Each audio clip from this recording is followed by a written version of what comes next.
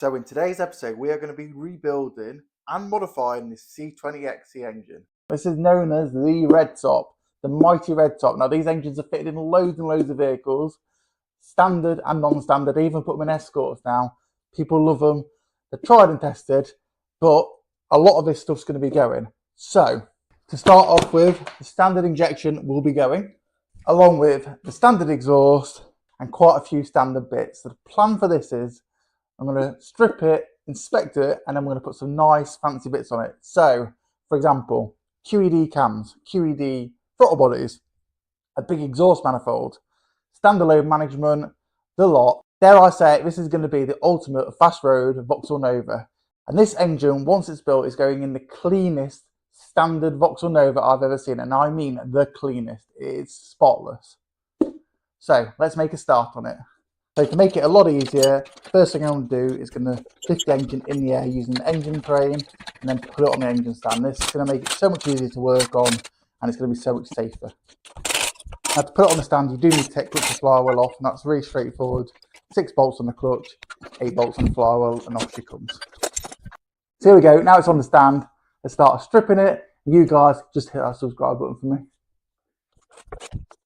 So start by pulling off the HT leads and then unbolting the SFI box. This gives me access to the inlet manifold. I unbolt the top MA alternator bracket, then move it out of the way, and then remove the throttle body for better access to the inlet bolts. The fuel rail is held on with M6 bolts, and this just wiggles off once the bolts are out. You may need to lube up the injectors just to help you a little bit. I then take off the breather hoses and take out the MA inlet nuts. The inlet will then pull off and give you access to the bottom water hose. Take off the starter motor followed by the rear coolant hose, unbolt the dizzy. This is held on with a couple of M8 bolts and again wiggles out, and take off the lower alternator bracket with the alternator complete. The thermostat's held on with 2 M8 bolts. I carefully prise this off as it has been glued on previously, and then remove the timing cover. This is held on with 3 M6 bolts and remove the outer crank pulley. Once that's all off, I remove the cam belt guide and tensioner, and these are held on with M8 Allen bolts. So I found a few problems already, quite a few things were loose. Seems pretty standard for these, people throwing back together to sell them, but listen to this. Idler cam belt, that definitely needs replacing. That's going to be ticking time bomb. If you look there, there's even a gap in the seal.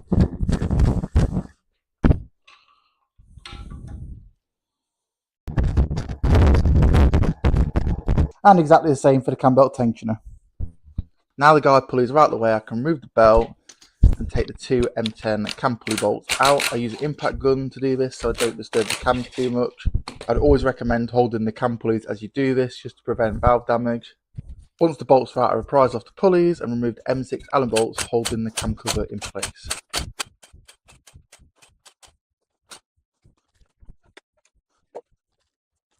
And another little problem I've come across. Notice these? Well, 7 and 9 are in the right way around. 8 isn't. Should be the other way around. Hopefully that's not caused any problems. They're all spot on though. 1, 2, 3, 4, 5. Now it's just a case of unbolting the rear timing cover. 1 bolt rounded off, but I managed to knock it out with a chisel. Remove the water pump. Again, one of the bolts rounded out, so I had to use a chisel. And then pull the head off, and the top end is all stripped. Right, I've just unbolted the 10 head bolts, pulled the head off. Brand new head gasket, as you can see. It's also brand new head bolts. However, the head bolts, I've got the wrong washers on. These are just normal spring washers, so it has damaged the cylinder head a little bit. So I'm not overly happy about that. It's just marked it, you know, where to torque down. So that definitely needs addressing. I'm not even sure if these are the right bolts. Swip this off.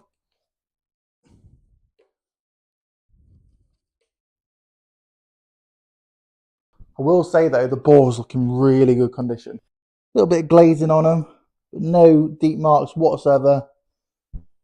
Hardly anywhere at the top, and if I'm honest, this is probably one of the best blocks I've ever come across. Really good. So these just want a bit of a hone, I think, and then they'll be good to go again. If you're enjoying the video, please remember to hit the like button and subscribe. Thank you. The sump's held on with a load of M6 bolts. Once they're all out, the sump just prizes off. I then remove the 3 M6 bolts holding on an oil pickup pipe and pull the sump gasket baffle plate off. This is the late style 8 valve gasket. I will be replacing it, but I will be replacing it with like for like. These are so much better than the original cork gaskets. They just hold the oil that much better. I then start removing the crank bearings. So we bought the engine with the promise that this is just being rebuilt. And there's a couple of things I'm not 100% happy with, but the guy was true to his word. They're brand new shells. There's clearly quite a lot of new seals, etc. in it. So I'm quite happy so far. But that was short-lived. So, massive problem. This engine wouldn't have lasted 10 minutes. It would have blown up straight away. So I'm so glad I've stripped it. And this is exactly why I did strip it in the first place, because I can never trust somebody else's work. So basically, the shells are being fitted in correctly. The bottom shell shouldn't have a hole in, like so, and the top shell should.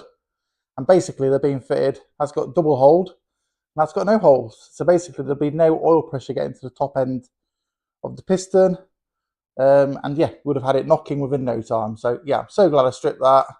Lesson learned, guys. Don't trust other people's work. And as you can see, exactly the same. That's got a hole in, that hasn't. Terrifying, really. That end hasn't got a hole in. That end does. So yeah, being put together wrong, we've just saved a lot of money. The piston rings do look very clean. I think they're new. And I think they're in correctly. But who knows? I take the rest of the main bearing bolts out and remove the cats one by one, making sure to note the order of them. I then remove the M6 bolts holding on the oil pump, and that just slides off the end of the crank. I will say though, the crank is an early lightweight one, and it does look in really good condition. So yeah, minor mishap with the bearings, which would have been costly for the engine builds, but we've caught it. We're going to stick another set of bearings in, clean everything up, and it should be good to go. Right, really good condition. Finally, I remove the two M8 bolts holding on the breather tube.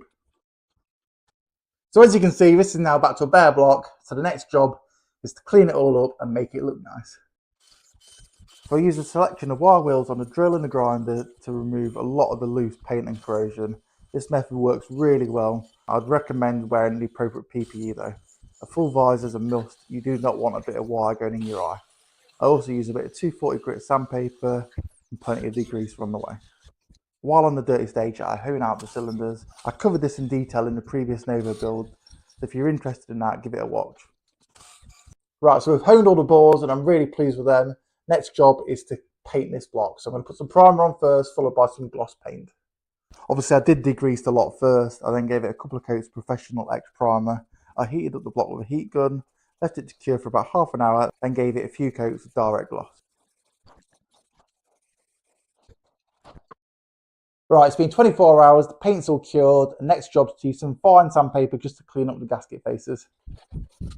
I use 240 grit Abernet cloth. I find this is really good and doesn't clog up like normal sandpaper. Plus it seems to last a lot longer. It's actually for bodywork, but I find it works really well on metal and wood. The gasket faces need to be spotless. Just a small bit of dirt or paint or corrosion could have a massive negative effect on the way the gasket seals, and we don't want any leaks, do we? So we are going to start building this engine back up. So we've got the rare parts here, all performance parts pretty much. Everything's brand new. This is going to be a really decent build once done. So I'm just going to run through a few things. So we've got 45mm QED direct-to-head throttle bodies with trumpets. We've got a fuel reg. We've got a Gen V fuel rail and adapter. We've got the back plate here. We've got a throttle cable kit. We've got new head bolts. Pretty much every bolt you need, brand new for the engine. Upgraded bottom end bolts, the lot. 8-valve sump plate. And over here we've got a stat oil pressure gauge and a Mark II dash pod. We've got again cam cover bolts, etc. New timing kit, DTA ECU. So we've got ARP rod bolts, we've got vernier pulleys, we've got race cams. These aren't like full race, but they're better than fast road as well. We have Amiga high compression pistons. These are forged pistons, really nicely made. Beautiful bits of kit, big pockets for valves. Lovely. We've got a brand new coil pack, new rod bearings. plug and play C20XC loom, what's going to go with the DTA ECU. It's also got a tune on it, so it should kind of work. Obviously, it's going to need setting up on a rolling road. Got all new gaskets and seals. We've got the Nova rear engine mount, gearbox mount, heat shield, Nova front mount, high pressure fuel pump. Got a really nice lightweight flywheel. This is only 3.5 kilos billet. Brand new LUK clutch, full hose set. And we've obviously got old alternator and starter motor, which is going to be cleaned up. Dipstick tube, crank, which has been checked, polished up a little bit. Head, which hasn't long been refurbished and skimmed. I will just clean it up a little bit, obviously, but it's all pretty good. And then we've got some old bits down there, which we'll be using some of. So we've got the oil pump, which again needs rebuilding. I've checked it, it looks all good. Ashley manifold, it's competition manifold. Equal length, brand new drive shafts and CVs. And then an Ashley exhaust kit. You know, you have to basically make it up as you're going along, but hopefully it's got all the bends we need. So now you've seen all that stuff, I'm going to start building the engine up.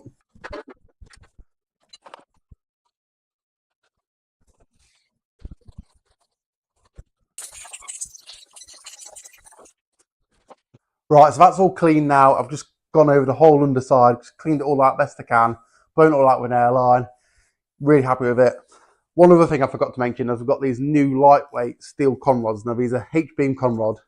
They are off eBay. They're very, very lightweight. They come with ARP bolts, and this is going to help make that engine rev and be a lot stronger, hopefully. Right, to fit the crank, need to put the new bearings in. So these are just standard style bearings. They should be fine for this application. You can go for harder race bearings, but I think these will be fine. Just literally slot in.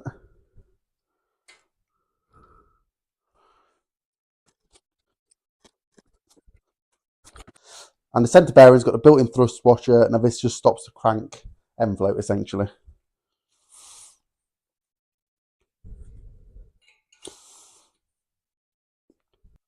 I'm just going to use a hammer shaft just to tap that home. Perfect. Now we're just going to use some assembly lube just to lubricate these up. Right. Now we can slip the crankshaft in.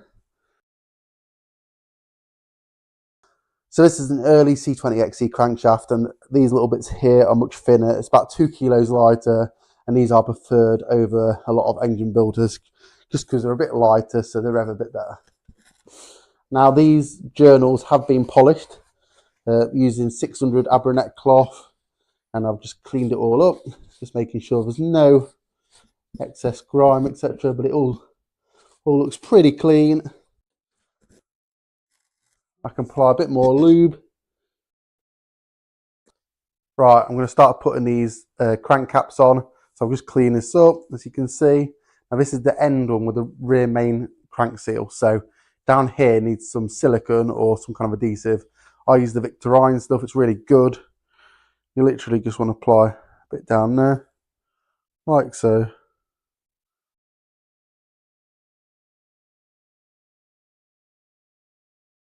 Same on that side. Put plenty in, don't worry about it. It'll squirt out what it doesn't want. If you don't do this properly, it will leak around the end, so we don't want that. Like so. Put some assembly lube on the top of this. Can only go one way.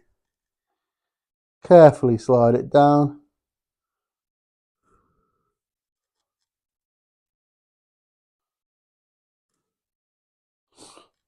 And I'm just going to loosely put these two new bolts in. Now these aren't stretch bolts, they're actually high tensile steel bolts, which are meant to be better, probably a bit stronger, better for racing I believe, better for high revving engines, I'm not sure. That's the part number, and they suggest putting them in dry or lubed. If it's dry, 55 foot-pounds, lubed 41. So I'm obviously not going to torque them down until the rest of them in, but just so you get the idea.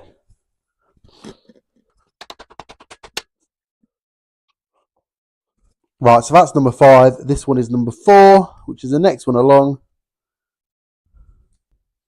And it wants to go with the little tab on the same side as the other one, which is just there. Hopefully you can see that. So it should read 1, 2, 3, 4, correct way round, not that way round. Hope that makes sense. Again, I put new bolts in. Again, number 3's got the thrust bearing on it. And again, I'm just going to knock it in with a hammer shaft because these ones are just a little bit tighter until it's flush, like so.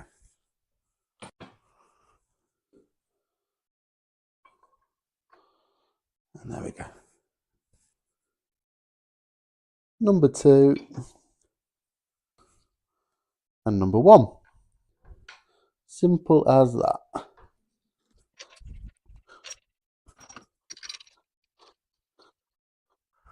Right, now they're all in, finger tight, I'm going to torque them up. So 55 foot-pounds. Start with centre ones. Beautiful. Right, just check them all.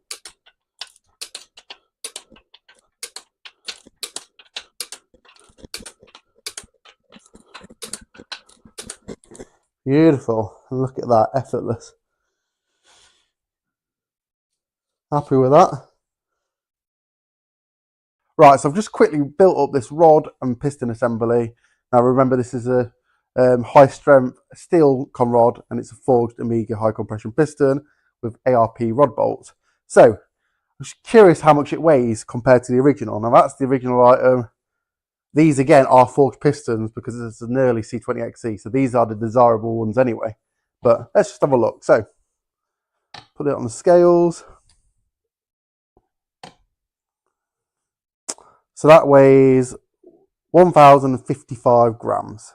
So just over a kilo. That's the new rod, which is much stronger. Old one, which I can tell is heavier straight away, is 1,180 grams, that is, sorry. So that is 130 grams lighter than that. So if you think that times 4, what's that, 100, 260, 520 grams. So that's half a kilo saved on the bottom end straight away. We've got obviously another 3.5 kilos saved on the flywheel. That means it's going to rotate much better. Plus we're going to have a lightweight crank pulley. Yeah, this is going to be a decent engine. I'm looking forward to seeing it rev. So now this is built up, I'm going to do the rest. I'm going to show you exactly how I did it. Right, so these use ARP 2000 rod bolts. Now these aren't metric, they're actually imperial. It's an American company after all. So these need to be torqued up to 26 foot-pounds and you need to use the ARP lube under the heads and on the threads. So first off, I'm just going to take the bolts out.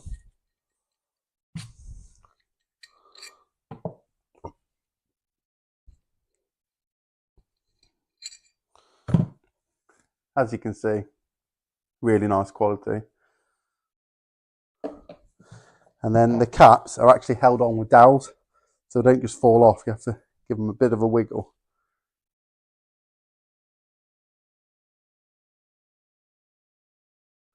Which is a good thing, I guess. Like so, and there's the dowels. Really nice machining, really impressed with them. Yeah, and they're really light considering the steel. Now traditionally the rod should have a hole through it with an oil feed to the top end. This doesn't work like that. There's a hole here, so I'm assuming it just gets oil, like a splash feed essentially. I'm not really sure, but because of that, it doesn't really matter which order these go in. But I have been doing it this way because that's how they should be on the original Vauxhall. So like so, hole there, that's where the oil feed would normally be. Then on the rod cap,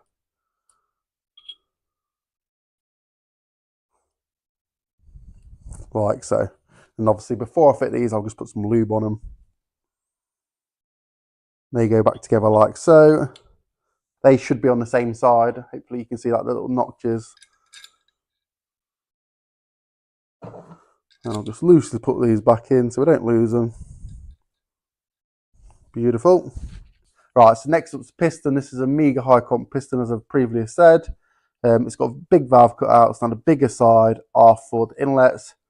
As you can see, they just cut out the side here because inlets always have bigger valves. I've just pulled the gudgeon pin out a little bit. So now we can put a little bit of lube on it.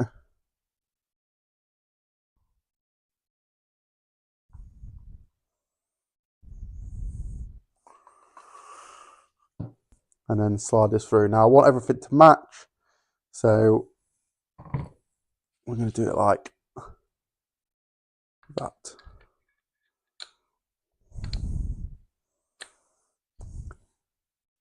Slides through really nicely. Now this is the awkward bit, putting the little clips in. These are little circlips, but they're not traditional circlips with the holes in where you put the pliers in. So you basically just have to kind of prise them in. It's a little bit awkward if I'm honest. But you do get there.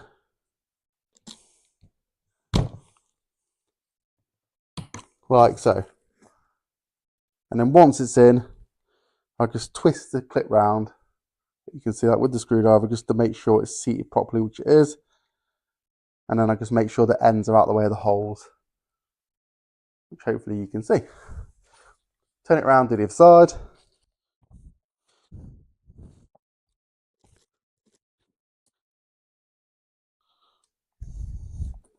And there we go. So next job's piston rings. So basically do the oil, scrape a bit at the bottom, then the middle ring, then the top ring. So the rings do have an order. This is a little chart. So the top one basically has a little cutout which goes in. This is the edge of the piston ring. The second one has got a little cutout which goes down. And then the bottom ones can kind of go in any order. So we're going to start with the bottom ones. This is the oil scraper. Just carefully wind it on. Lower ring, again, carefully wind it on.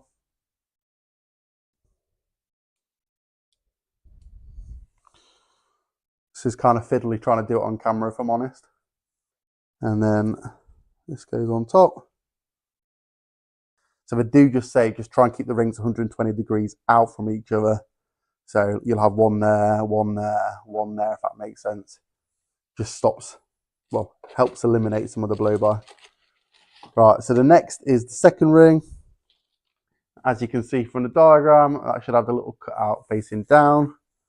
You're probably not going to see this because it's too small, but this ring has that. It's currently facing down. So we're going to slide that on.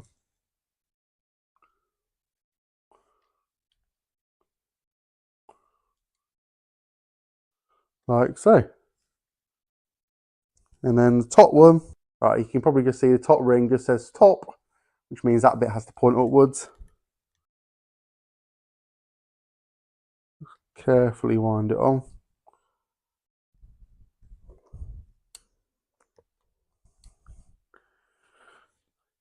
Like so. And that is one piston and con rod built up. 2 more to go. Right, so I've got all 4 con rods and pistons built up. Next job's to start putting them in. So I'm going to get the spring compressor out now, start sliding them in. Now the bores have been spotlessly cleaned. I've cleaned them again, cleaned them again. So yeah, there's no crap in here now, really happy. So I'm going to put a little bit of assembly lube on these and then just slide them in with the spring compressor. Right, as I said earlier, the bigger cutouts are for the inlet valves. Inlet on these engines are at the back. It doesn't actually have an arrow to point forward like a lot of these pistons do. So I'm just kind of blagging it. But like I say, I know the inlet valves are bigger, so it must go that way. So I'm just going to give it plenty of lube.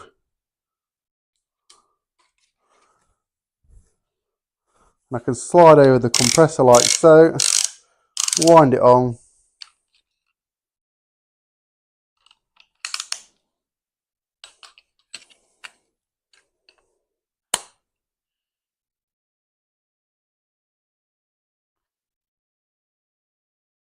And then slide it in.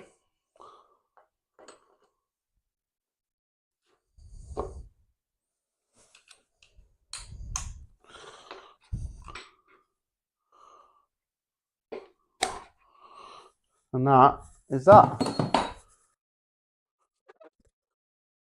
Right, so I've lubed the crank up. Now the cap can go on. And I'm just going to put some ARP fastener assembly lubricant on the bolts, like so. Not going to put loads on, just a bit. And on the head.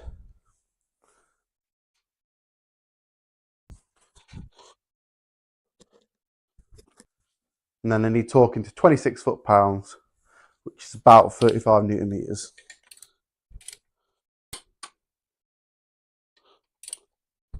This torque range is probably slightly overkill, however, it does the job.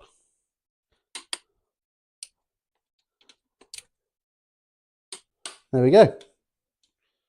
Both tight.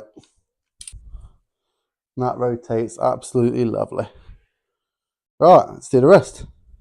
So if you got this far, you clearly like what you see.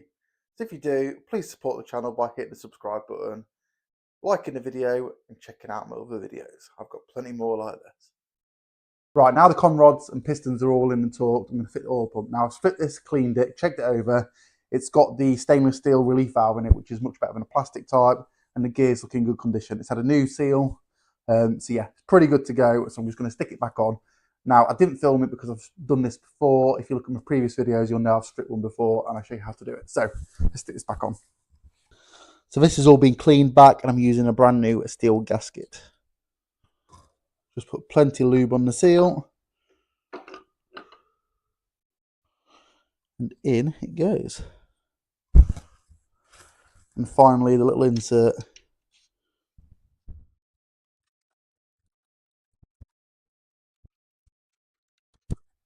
And the next job, I'm going to remove this oil filter sandwich plate adapter. We're not using that anymore. And once again, we're going to fit the oil cooler delete union. These are from Alex Darcy. They fit really nicely. So literally just screw this straight in, and then the oil filter will just screw straight to this and do away with the original sandwich plate.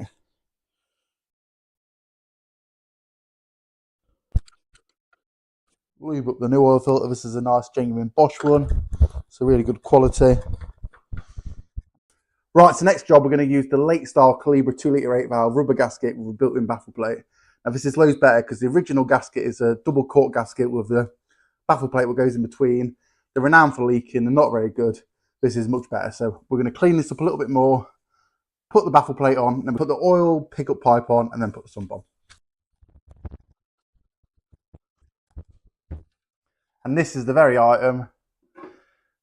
It fits something like that. Now it's actually slightly bent from transportation, but I think it'll be okay. Yeah, something along the lines of that. So we're going to use a bit of Victor Ryan seal. This is really good stuff, as I keep telling everybody. Really recommend. We're going to put a smear on both sides, just to help it on its way.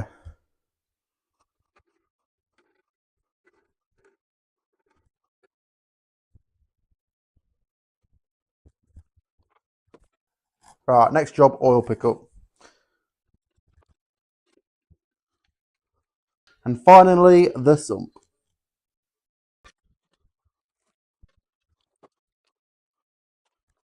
Right, now that's on loosely, I'm just going to torque them all up. Now we're torquing them to 14 Newton meters, which is quite low.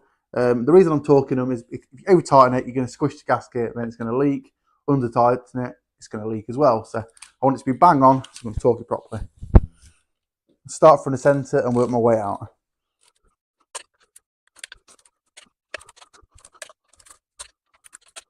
So as this is an early style C20XE, it uses the early style head bolts, which look like that. So it's a male headed Torx instead of a female headed Torx. Now the main difference between these two is that the earlier one is longer. The later one comes with a built-in washer, the earlier one doesn't. And that doesn't mean that you don't need a washer, you do. However, no one really sells them, they're quite difficult to get hold of. I have managed to source them. I think they're about 4mm thick. These were from QED, so do not forget to use the washers and don't use spring washers or anything stupid like that. You want to use the correct washer. So let's get the head on. So this cylinder head, as you can see, it's just been skimmed, valves have been reseated and checked over, everything looks good, and we've also given it outside a lick of paint. So it's ready to go straight on now.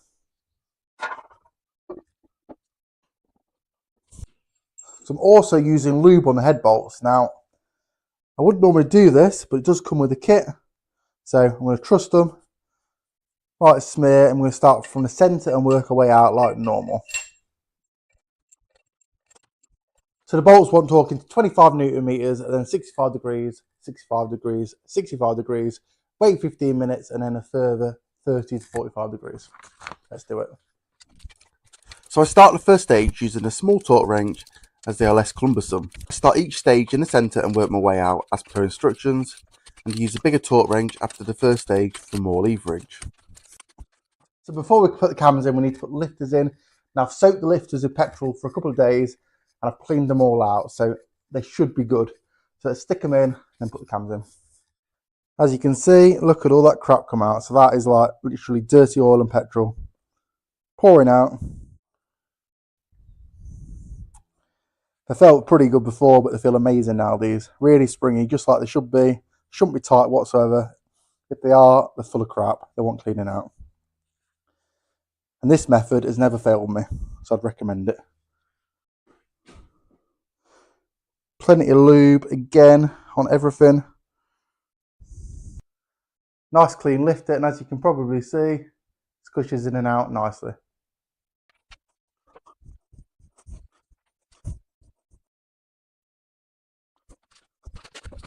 So we're fitting a QED Q38 cam.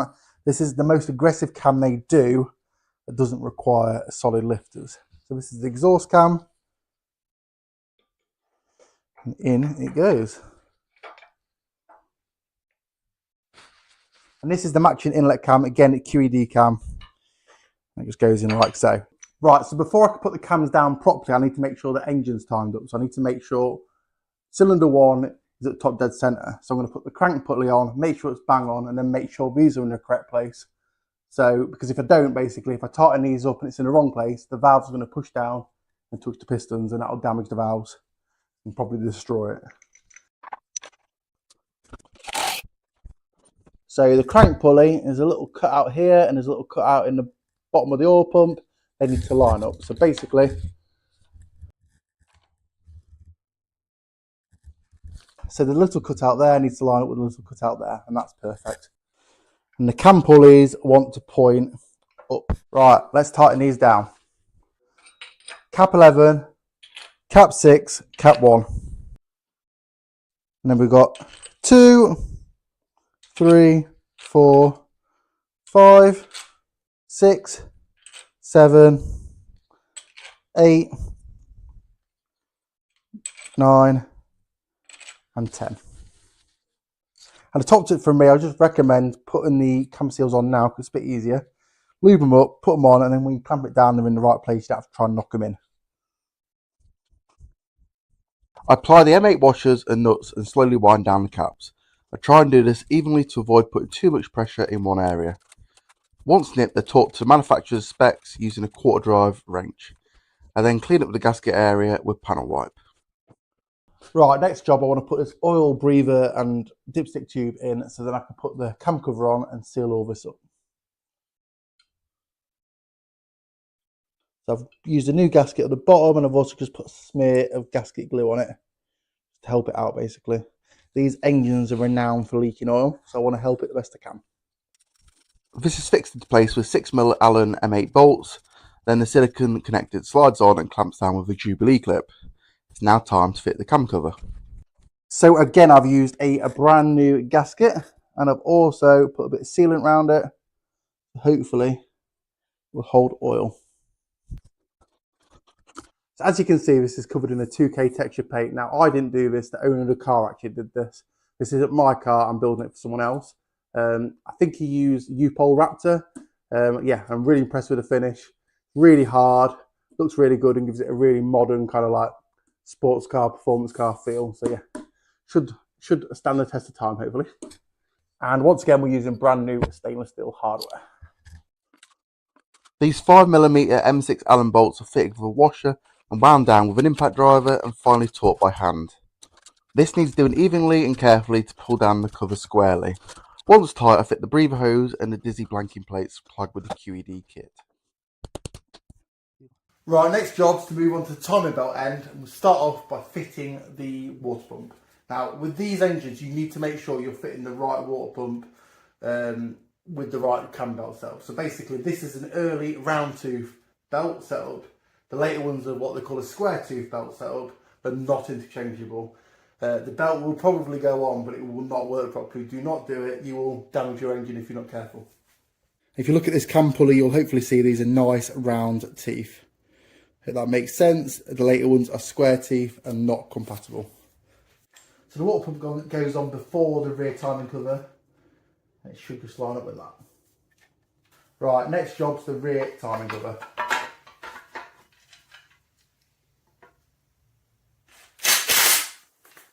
Right, now the cover's on, we can start putting the belt on. Now, I do have one of these missing. There should be one there. I'm going to try and find one, but for now, I'll just put a normal M6 Allen bolt in.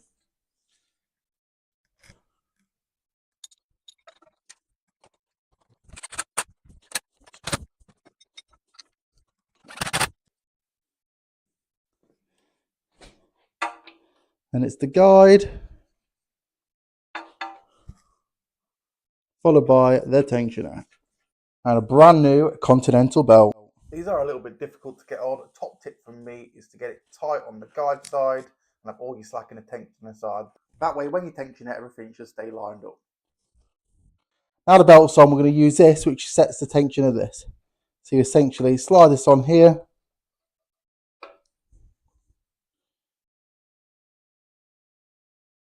And then tighten this up, and that should be the correct tension. So just tighten this up.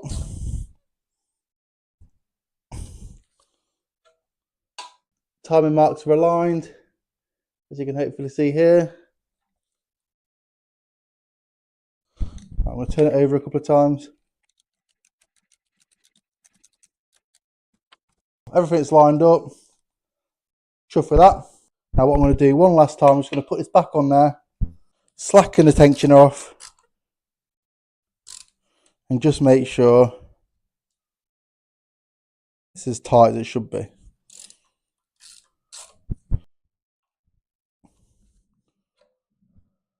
Now I think once upon a time these did have a spring in them, but from memory, this is a long time ago, I'm pretty certain the springs used to have a habit of jumping off and ruining the belt.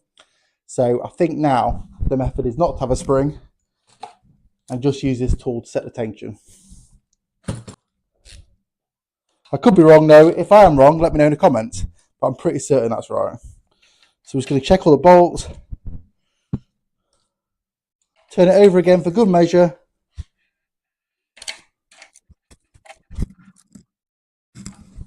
and perfect. Really happy with that. Now, eagle-eyed viewers will probably notice that I actually did this slightly wrong, so I've just come back to it off camera. So basically, these little locking nuts which go through the outer cam belt cover were put in the wrong place. So there should be one there, one there, one there. I put that one there and that bolt there, so I did it wrong. So I've learned the error of my ways. I haven't got anything missing. I'm just an idiot. Right, so now the timing's done. I've just put this belt cover on, and I've just loosely placed the plug cover on and the Ashley manifold and done it look good. I'm pretty impressed with it so far. So next job, I'm going to start putting the throttle bodies on, mocking things up and just seeing how things are going to work. I think the easy job to do next though, just put the thermostat on. So we'll do that now. So we'll take this back off as we don't need this at the minute. And I'm just going to clean this area up a little bit because it's got a little bit of paint on it. We don't want that. So this is the start. As you can see, I've already cleaned it up and painted it. Got a brand new gasket to go on. Like I said, I'll just put a little bit of grease around here and we can bolt it up. I'm just using two brand new Allen bolts to tighten it up. I then fit the rear coolant pipe and hose using two M8 bolts and washers.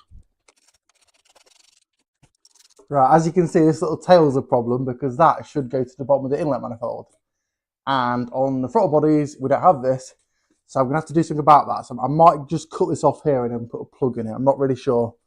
As I said before, this isn't my engine, so I'm going to speak to the owner, see what he reckons. These are direct to cylinder head bodies, so they just slide onto the head. There's no actual inlet adapter or anything like that. They bolt up using standard M8 nuts, just like the original manifold. So straight away, we've got a little problem here. The throttle will only go so far. This arm here is catching the body on either side. So I'm assuming you have to cut these down, but no one's actually said that, which is interesting.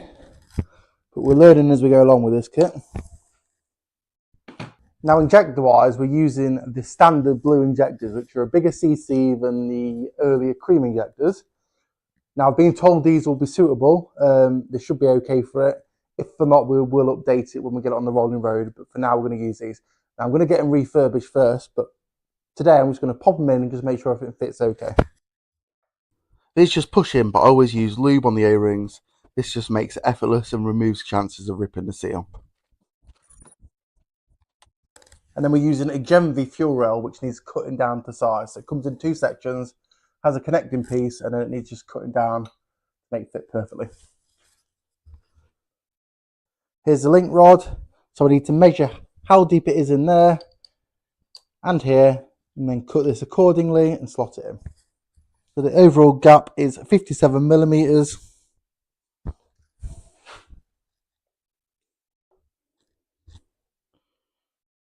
Stop on there is 12 millimeters. So we want 57 plus 24. Yeah. So the overall length wants to be 81 millimeters. And here's the cut down piece. I'm just going to file the end out.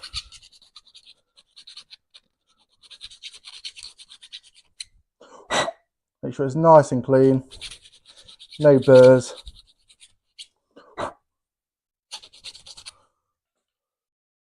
Does say to just file a chamfer on the end, so that's exactly what I'm going to do. And there we go, finished piece, nice and smooth. A nice little chamfer on the end, nice cut. Again, this just pushes into place and is sealed with lubricated O-rings. The rail is pushed on and fitted with 4 M6 bolts, spaced with 20mm spacers, and again, these are supplied with the QED kit.